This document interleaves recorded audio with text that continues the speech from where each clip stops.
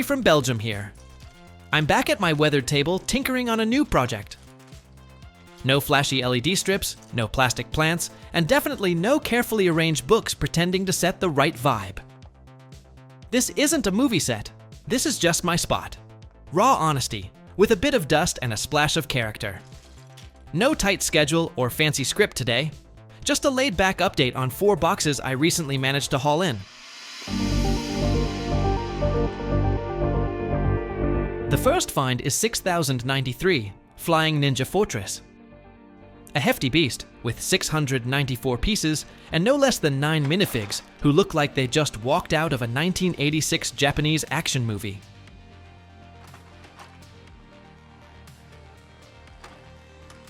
I didn't find it at a market or fair, but just at someone's home, in their attic. Among Christmas decorations, a rolled-up mattress, and a box of VHS tapes.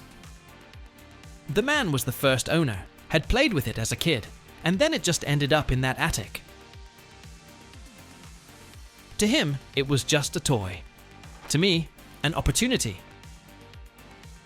He was mostly happy to get rid of it and get a fair price, and I was happy he wasn't the type to check Bricklink prices first. What I have for now, plenty of pieces, lots of minifigs, and some really cool parts. The box and manual came with it, that much is sure. But complete? No clue. But hey, that's part of the charm.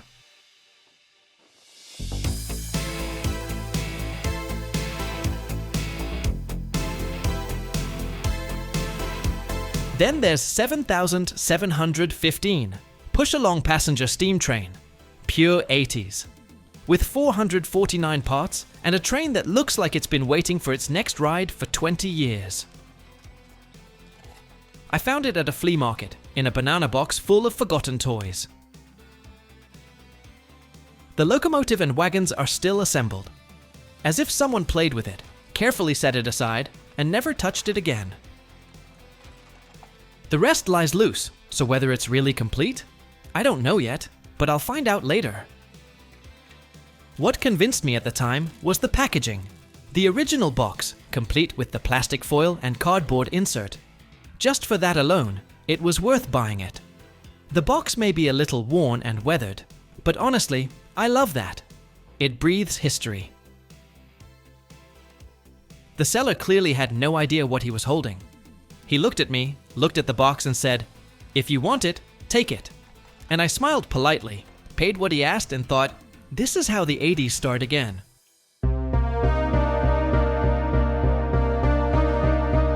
And then there's 6926, Mobile Recovery Vehicle. A classic space set with 150 parts and 2 minifigs so classic you almost hear the startup sound of a Commodore 64 when you hold them.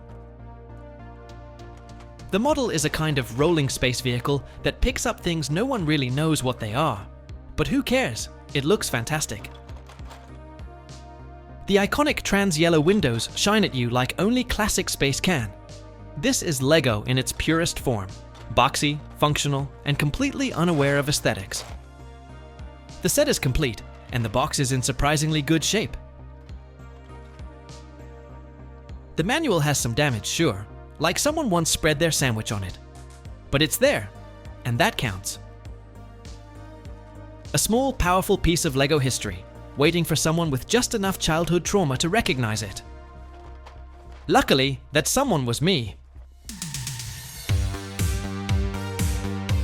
Sometimes, as a collector, you make decisions that aren't entirely rational. Like buying a Belville set you're not even sure you'll ever build. And yet, here it is.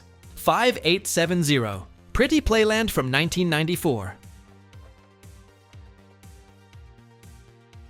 It includes a cypress tree.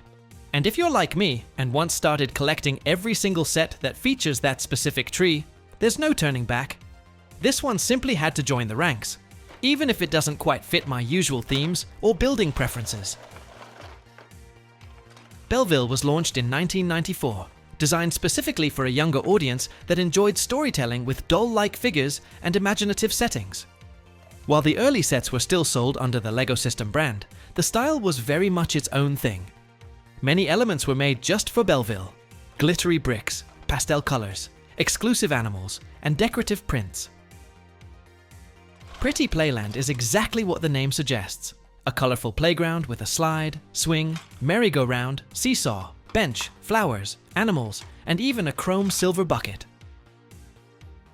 Most of the parts are quite large, typical for Belville. There's not much traditional building involved. It's more about clicking everything into place. But that's exactly what makes sets like this unique. It's a very different approach from the ones I usually work with. For me, the figures in this set were a discovery in themselves. I'd never seen them before. Belville used its own larger characters with movable joints, somewhere between Lego and classic dolls. The boy wears a shirt with the Lego logo and comes with a skateboard, while the girl has a pink outfit with a floral skirt. They feel very different from standard minifigs, but that's what makes them so interesting from a collector's point of view. I stumbled upon this set on a second-hand site, complete with tree and figures, and at a good price.